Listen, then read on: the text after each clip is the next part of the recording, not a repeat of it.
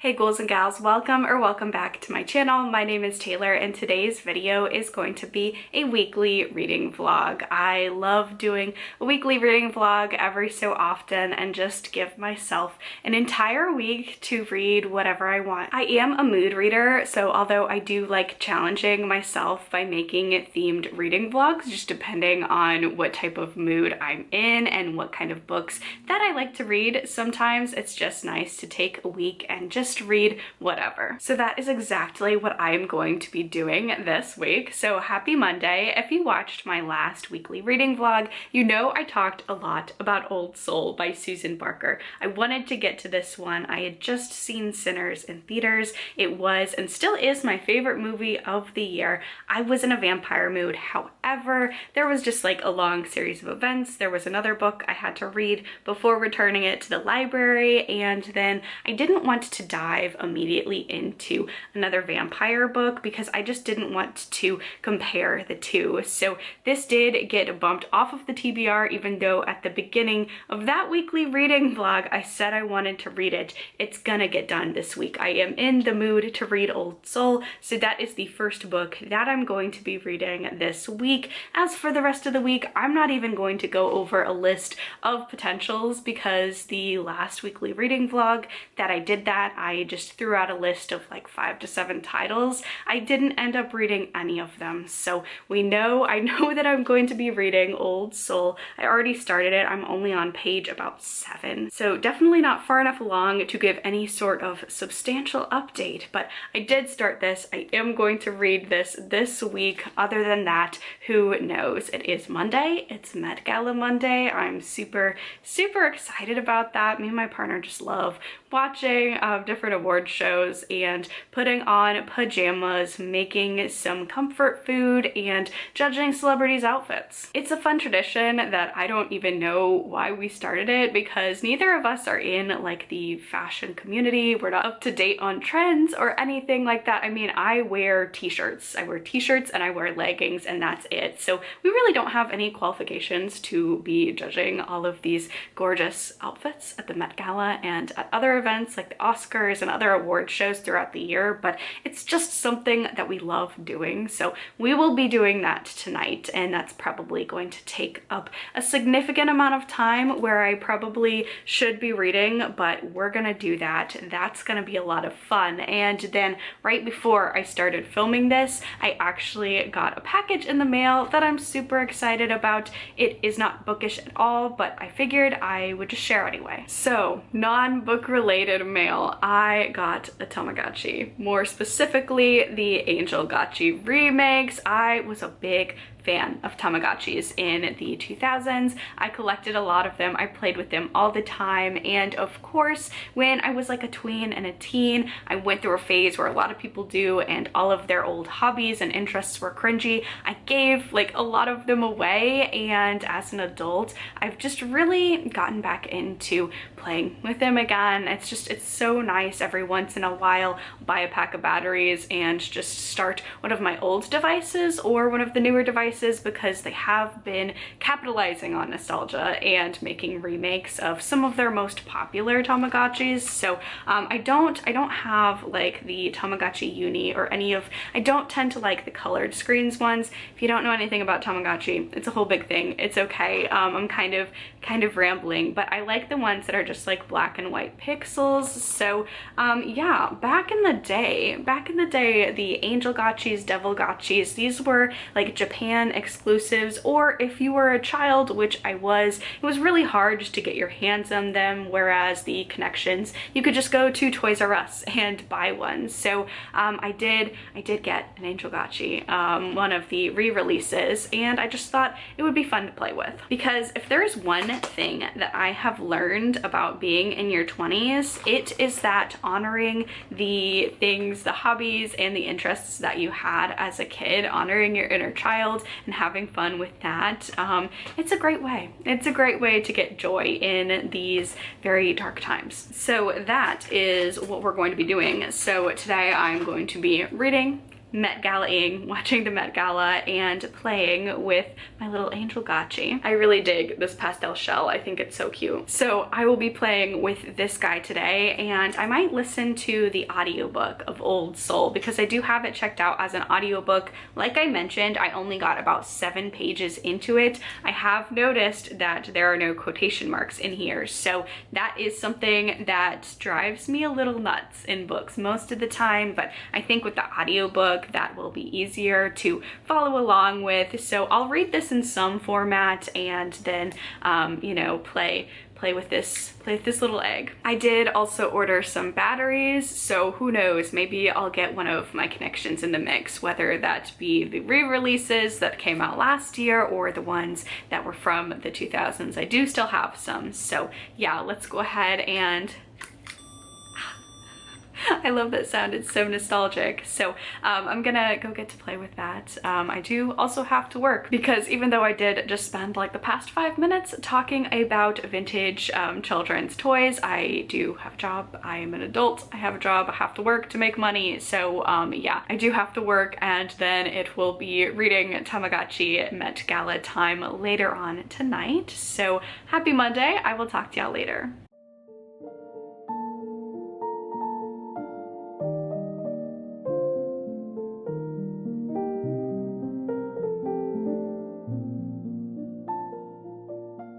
Happy Tuesday, friends. If you can hear any background noise, it is raining outside. It is just the most perfect rainy day. It's raining, but not so severe that I'm worried about severe storms, but it's just raining and nice cool weather and just a perfect day to read. So yesterday, like I suspected, I didn't have too much time to read because of the Met Gala and working and all of that, but today I do have more time. I did get a little bit of the way into Old Soul, and I am enjoying it so far. So in this book, we are following main character Jake, and at the beginning of this book, Jake misses his flight home, which is a bummer. He gets another flight rescheduled, but he is stuck in Osaka for the evening, and he's not from there. He was journeying on vacation, so he ends up actually meeting another person who also missed their flight, and they decide to get dinner together,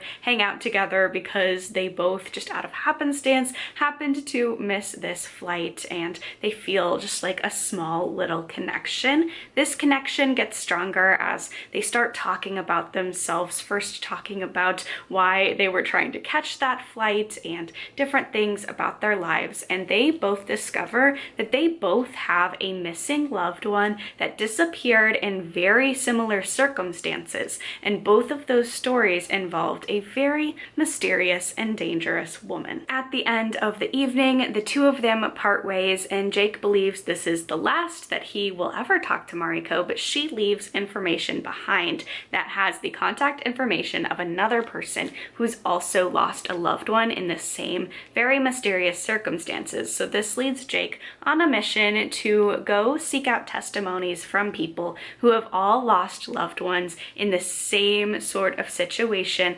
featuring a very mysterious woman. This is a very interesting read so far. The dust jacket says this is part horror, part western, and part thriller, and it definitely feels like very literary feeling as well. I'm actually listening to it as a little bit of an immersion read when I can, because this book is one where the dialogue is not marked by quotation marks, and honestly though, in this one I'm not having too much trouble figuring out who is talking when, so that's not a big deal for me. I was worried that it might be, but the audiobook does feature multiple narrators, so I am enjoying that style of narration. So far, so good. It's a perfect reading day outside, so I think that's what we're going to do this afternoon. I've just wrapped up work for the day, so I've got a lot of time to read. And actually, not that any of you guys can see it because, you know, you just see like what's behind me typically in these vlogs. But on Sunday, I did a little bit of reorganizing for my reading room, just moved where I had my computer and my work desk and all of that. So it's actually a much better setup for reading. And what I mean by that is I do have a reading chair over in that corner of the room. And it's obviously was good for reading at any time, but now when I'm sitting in the chair, I can face my computer monitor, which is now over towards the, it's like the left of me. It's even with this bookshelf right here. So it's the bookshelf and then it goes on the same wall. There's the computer now, if that makes sense. I feel like my description was more confusing than it needed to be, but the point of that is when I'm sitting in that comfy reading chair, I can see my computer screen. So I really like reading with an ambiance in the background if I can. And typically I've just been using my TV out in the living room, but now that the computer is angled in a way where I can see it as I'm reading in this reading room, I can now put ambiances on the computer. That was a very long and meandering way to say that this afternoon I am just going to sit in my reading chair, put on an ambiance, enjoy the real life ambiance of the rain that's falling right now, and get to reading Old Soul. I'm really enjoying it, so I'm gonna go do that, and I will check back in tomorrow with another reading update.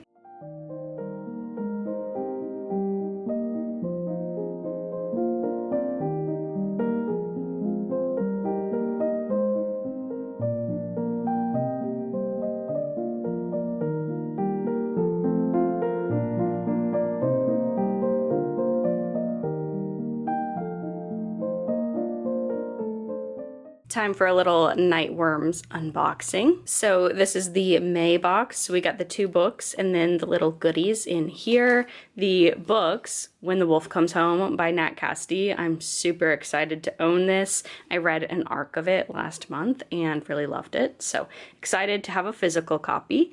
And then the other book is The Sundowner's Dance by Todd Kiesling, and I have not read this one before, so that's exciting. This is one that actually wasn't on my radar, which is one of the things that I love about Nightworms, because they have titles that like I'm looking forward to, that everyone's looking forward to. I feel like in the horror community, some great releases, like the buzzy releases, but then they also have releases that, at least to me, like sometimes I haven't heard of them, so excited about that. And then for the goodies, got a lot. Oh my gosh, wait, that's funny. This goes along with the Sundowner's Dance. I love that. That's neat. Okay, cool. So we've got this little howdy neighbor from Fairview Acres Community Association, because this book takes place at a community for elderly people. Ooh, got some tea. Eldritch Horror, Chocolate Earl Grey and Caramel. I love this because I love the idea of tea, but if I buy like a whole bag of tea, it just never gets drunk. So nice that I have just a single serving of that. We've got the 2 book plates. So we've got the signatures. Oh my gosh, sorry. Anyway, for both of the books, and then what I said, oh my gosh, at was this sticker. It's a big boy, but I love it.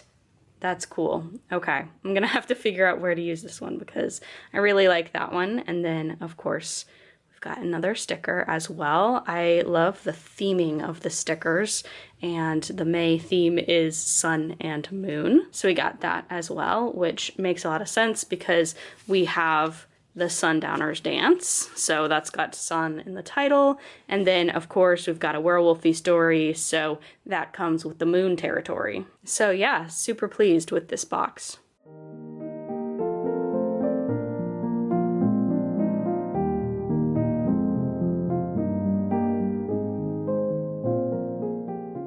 Long time no see, kind of. It's been a while, at least, since I've given an update where we're face to face like this. I did get my Nightworms box early on this week and I did a little unboxing, but it has been just such a busy week. I have not had a lot of time to read. It's just been crazy at work and some other things going on, so I haven't actually updated in a couple of days. I am still working on Old Soul. I'm still enjoying it. This one also also. It's only about 300 pages or so, but it is like very slow moving, slow paced. We have the testimonials from all of these people that have been integrated into this strange woman's life, that have experienced her, had contact with her in some way. And then between those testimonials, we actually get a point of view from the old soul, from the woman herself, as she is doing what she does with her latest victim. So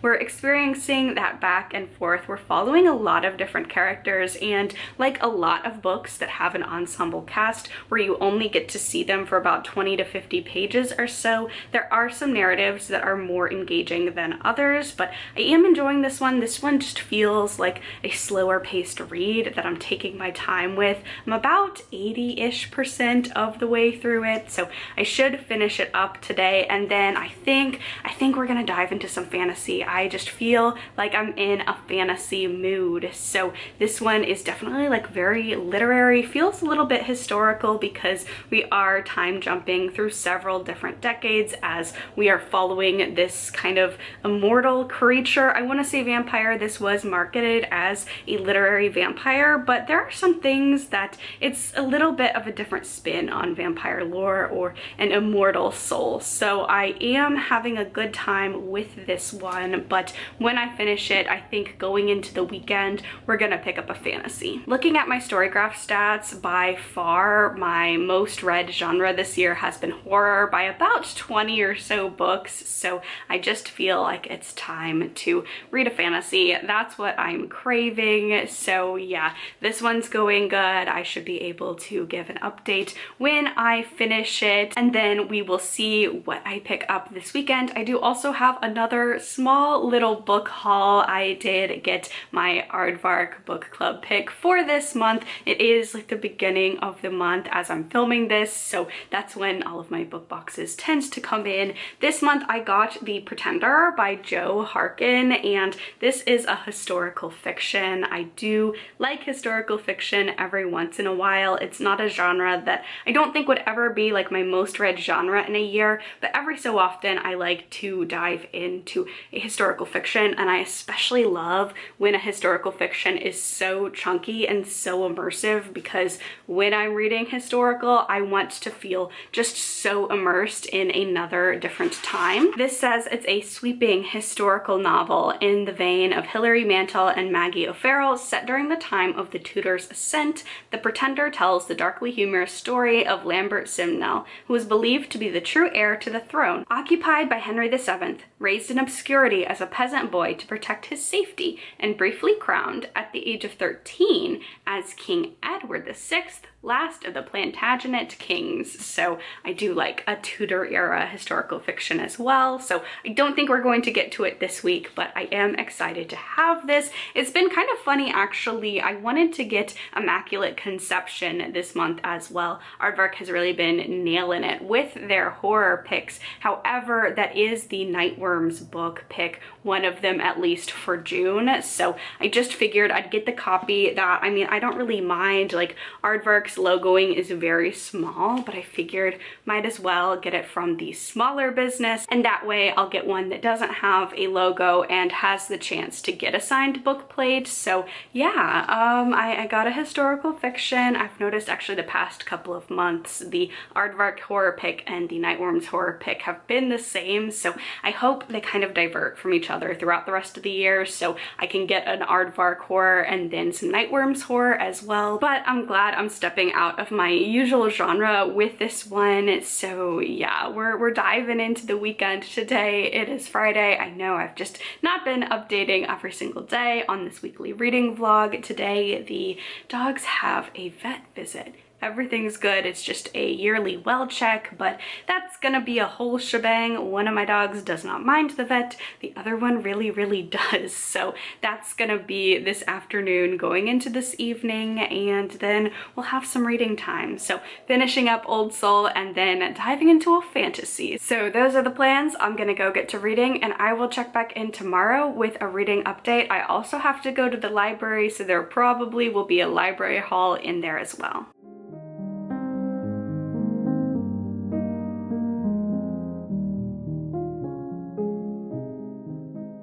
Hey vlog, it's been a couple days again. This weekly vlog is just going to be one that is more piecemeal, less streamlined, but I did finish Old Soul. I did not get a chance to go to the library. I am going today. I'm going right after I film this clip. So like I just said, I finished Old Soul. I really enjoyed it. This is for the character-driven readers for sure. It's very slow. It's very meandering. It's very literary. Like, this is definitely a literary horror. Some of the body horror imagery in this is pretty grotesque, but it's a slower literary story. It does have a plot, but the plot is just moved so slowly in a way that I think works really well for an immortal type of story. Like I've mentioned about this book, it's blurbed about vampires. It's not necessarily true blood-sucking Dracula vampires, but the way that this deals with a dark immortal soul and a curse and taking victims was very interesting, and I liked the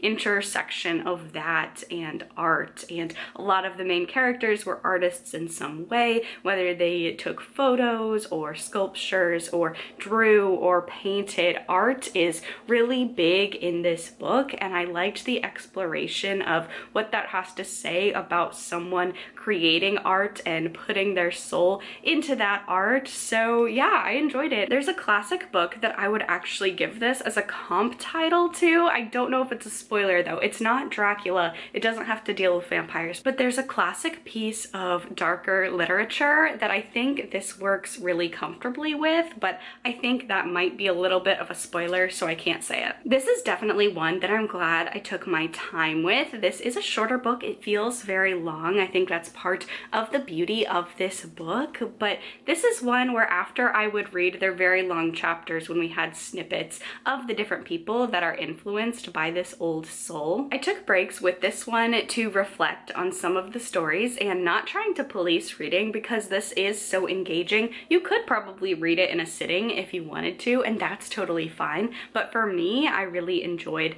taking my time with this story, and I really enjoyed it. Again, not necessarily true vampire, but vampire adjacent. Vampire media has just been such a hit for me this year. So definitely a book I'm going to be thinking about for a really long time. I'll also give one other note because I know it steers people away, and I even mentioned at the beginning when I started this book it made me nervous, and that is that the dialogue does not have quotation marks. Now this is something I noticed at the beginning, but as I kept reading it didn't bother me. I didn't notice. That is the only sort of experimental thing in the way this book is written, at least in terms of prose style. I've read books before without quotation marks, and I've had to put them down because I could not follow what was happening or who was speaking. This is still styled as if there are quotation marks on the page, so it is really easy to follow who was speaking. So if you are worried about that, like I was, don't let that deter you from this one. Just go ahead and give it a try.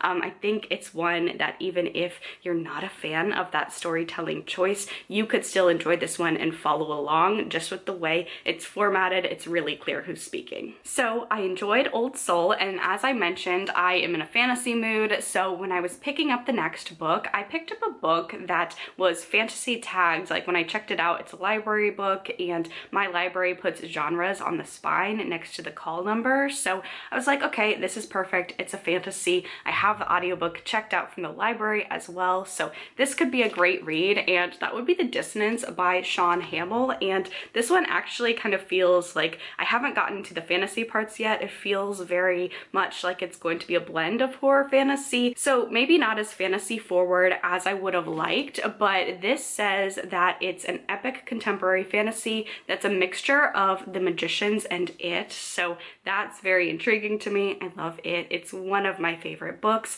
I haven't read The Magicians. I've been meaning to for a while. I didn't love the King Arthur story that Lev Grossman came out with, but I have heard that The Magicians is very different. So anyway, my camera battery is actually flashing at me, but I am not that far into this one. I've only just dived in, so it is going to be a contemporary fantasy, and it flashes back, like it's set in the 90s and it's also set in the 2010s, so we're going to get those two timelines like in It, and we're dealing dealing with magical abilities, a little bit of necromancy. So very, very intrigued. I am going to go read this one, but first I'm gonna go to the library and I will check back in with a reading update later.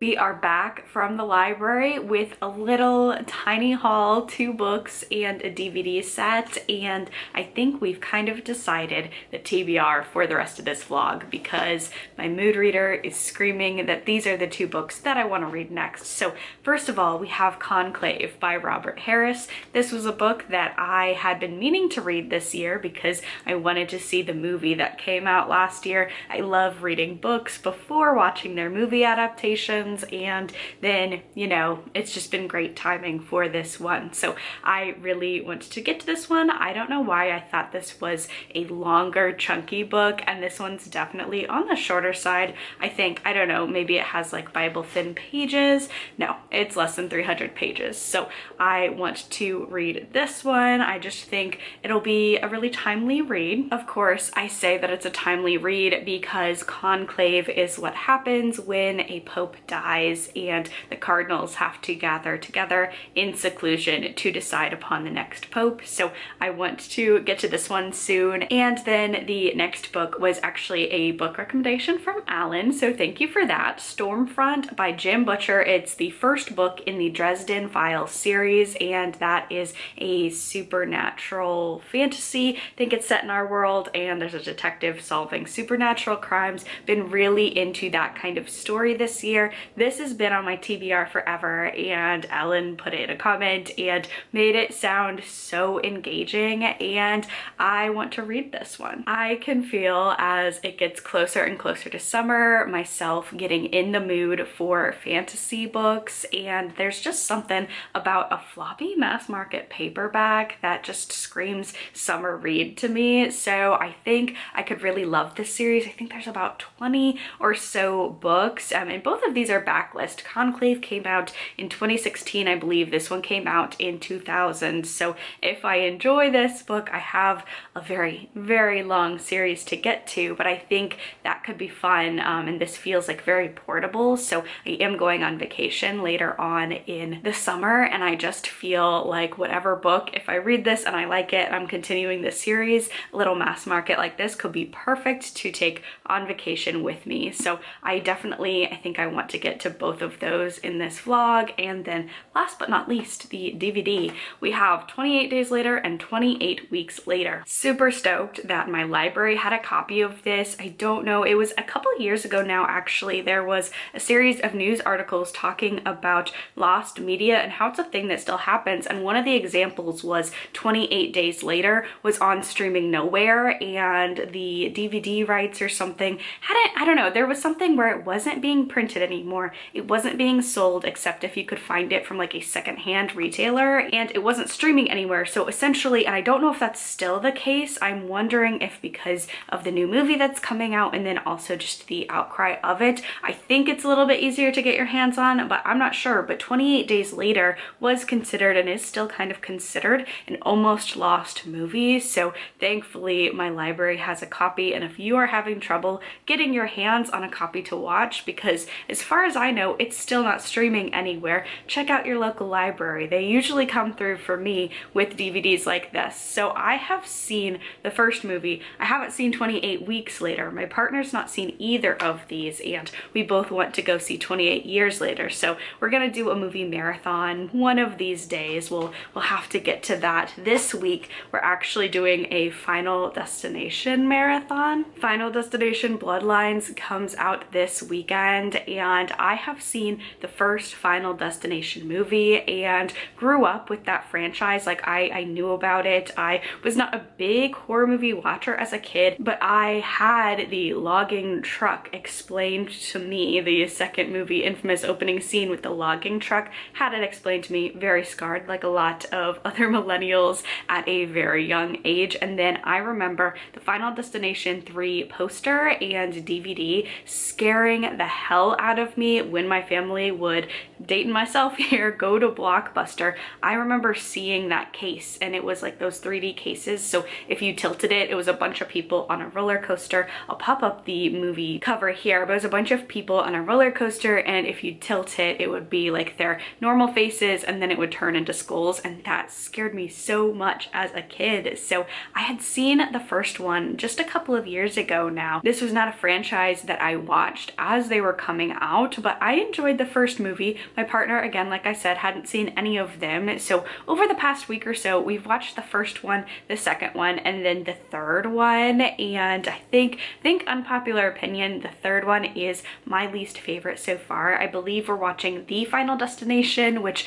is the fourth one tonight. They're all streaming on Max right now, by the way. So we'll see how that goes. My favorite is the original. There's just something so perfectly year 2000 about it. I really like the pacing. It really just feels like a good atmospheric movie mystery, and I liked the second one. I thought it was interesting in the way that it was connected to the first one, and then kind of changing around a little bit of the lore and the expectations with the group of people that you're following was a lot more camp than the first one. You can definitely see the rise of special effects from the first movie as the movies go on, and in a lot of ways I think that makes 2 and 3 a little bit more dated than 1 in a lot of ways. But the second one, I ended up enjoying it, and then the third one,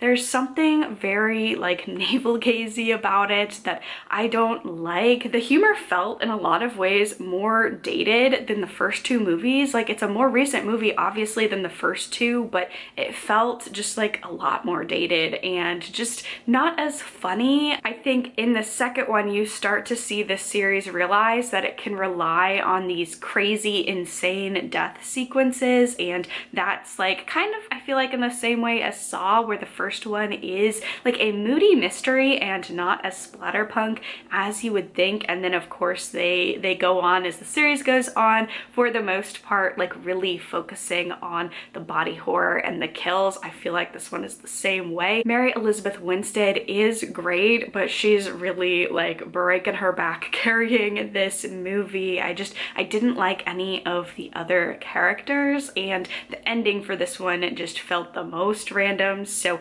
I know that is a very unpopular opinion. I think most people like 3 at least better than 2. So I've heard that the fourth one I think is the worst, the lowest received. I believe it has the lowest score on Letterboxd, but you know, I'm excited. I'm excited to give it a try. And then I think we only have 4 and 5 before Bloodlines, so we will be caught up on that. So that's today's plans. Get some reading done, watch a Final Destinations movie. I'll check back in with you tomorrow.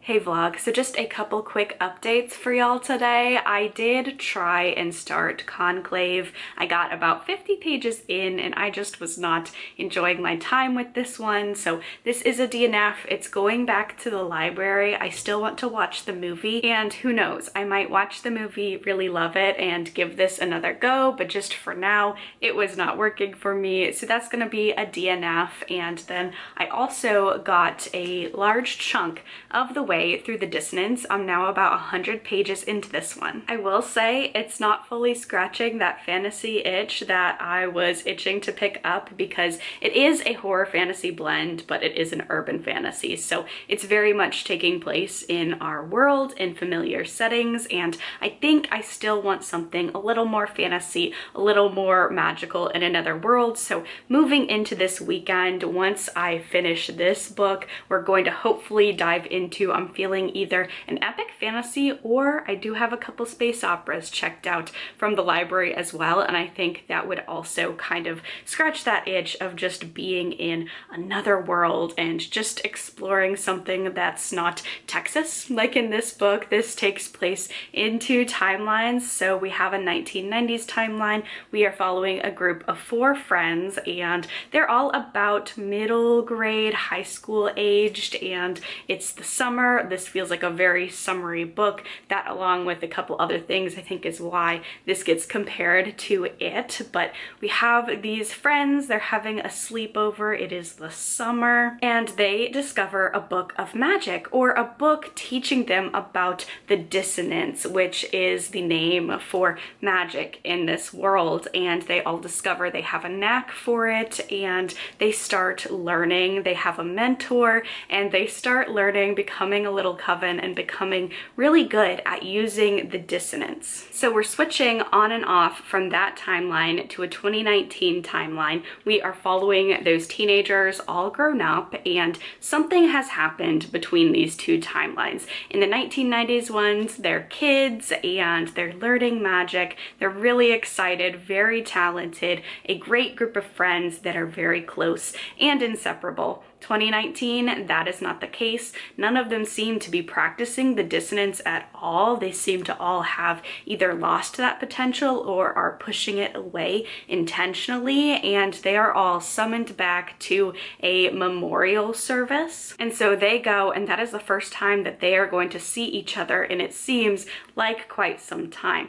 Also in the 2019 timeline, we have a young boy who one night with some friends, they are doing a seance or a summoning at a local cemetery, and they're just doing this for fun. They're kids. It seems like a fun thing to do. They're high schoolers as well, by the way. So they're just doing it for fun. They're not expecting something to actually happen and something to actually be raised by the dead, which then grabs this young boy named Owen and takes him along for a road trip and starts treating him as kind of a Renfield sort of character. So I am unsure how these two timelines are going to all come together. I'm assuming that the adults probably will have to learn to use the Dissonance again, team up together to help stop this thing that Owen unknowingly brought back to life and save him in some way. Like I mentioned, I'm about 120-ish pages into this one, and it is about 500 pages. So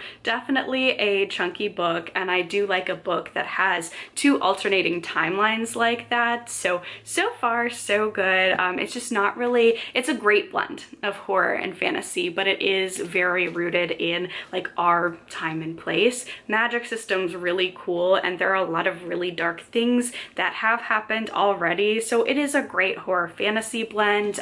Just not exactly like the fantasy that I was really craving, but I'm still having a great time with that. So nothing too exciting. Still working on the same book that I was in the last clip. Probably will be working on that throughout the weekend because it is a thicker one. But if I finish it before I end this vlog, we're gonna be picking up an epic fantasy or a space opera because I'm still in the mood for that. But that's not to say I'm not having a good time with this one.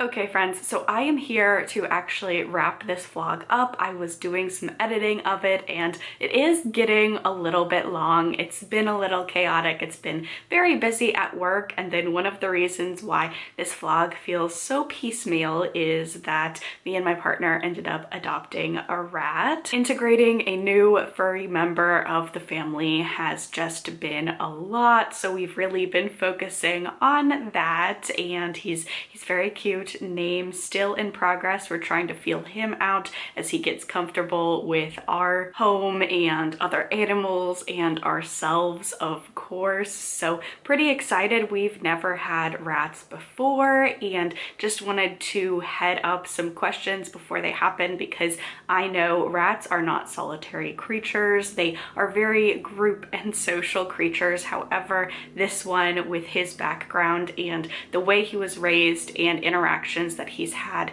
in the past with other animals. He is a solitary animal, so we can't introduce other rats into his enclosure without them getting hurt. So he is going to be a solitary guy. I know in most cases you are supposed to have rats in a group, and we would if we could, just not with this little guy, but he's really starting to warm up to us, which is great. So that's the non-bookish announcement, and part of why this weekly vlog has actually been more of like a 2.5 week vlog. But I did finish the Dissonance, and this one was just okay for me. The first 40% of this book was, I just was loving it. I was really enjoying the blend of the fantasy and the horror elements, the dual timelines. Everything was going so great for me. However, this really felt like by the end it was really falling apart. It kind of felt like so many elements throughout this book, and it's almost 500 pages, were introduced and they never got like an explanation, or they seemed like dropped plot lines. And by the end of this is not marketed as a start to the series or anything like that, but it's very clear from the ending this is intended to be a series, and it left like it kept opening doors and not closing them, if that makes sense. There were so many plot holes, not even plot holes, but plot devices and little threads of plot that I thought would be relevant to the plot, and they never ended up being so. So there were just so many different avenues, and it kind of felt like there was one solid idea in here, and then there kept just getting added on more and more. So the ending was just really not very satisfying. The character work in here was excellent. That's the strongest part of this one. And I also feel like while the beginning of this had a really great blend of the horror and the fantasy, by the end I kind of felt like the horror elements were stronger in this one. The fantasy elements were cool. The dissonance as a magic or a way of magic was cool, but that was kind of my gripe, is that while they spend a lot of time in this book discovering their powers, discovering magic, learning about magic, there aren't really any rules for this magic system, and you don't really feel by the end of the book that you have a good explanation of what it does, if there are limitations. Usually what I'm looking for in fantasy with a magic system is an explanation. There's gotta be rules. Like if you are taking, you have to give something away, or there has to be some sort of exchange there. There has to be rules, limitations, and because there wasn't any of that in here, and because the magical elements, the fantasy elements, kept getting added throughout this book, a lot of it felt less like world building, but more just elements that were introduced to be a plot device to get the characters out of the situation and into the next. So there was just a lot going on in this one, and again, the character work really great. I thought especially in the beginning there was such an intrigue about following these same characters at two different periods of their life and trying to figure out what happened in between those two periods to fundamentally change them as people. And just as we kept reading, it just kept falling apart for me. But this was by no means a bad book. The writing style was excellent, the character development was excellent, so I probably would try something else out by this author if this does go into a series. I probably won't continue the series, but he has written a cosmology of monsters, which I believe is just a horror, not a horror fantasy. I would be interested in checking that out because character development, writing style was great. I just felt like there was a good idea in here, and it kind of got bogged down by a lot of just introducing different fantasy plot elements that didn't further the plot and just kind of made this convoluted as time went on. But it was a decent read, and that is going to be it for this reading vlog. If you enjoyed it, please be sure to give it a thumbs up, leave a comment down below, subscribe to my channel so you don't miss any of my content. Stay safe, stay spooky, and I'll see you in the next one. Bye!